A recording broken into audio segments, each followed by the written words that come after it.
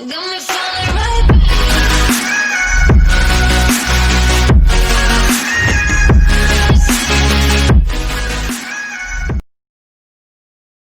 the president of Haiti, and he gave us an island, me and Shervin Pishavar, that was an early angel investor at Uber and is working on the Virgin Hyperloop right now.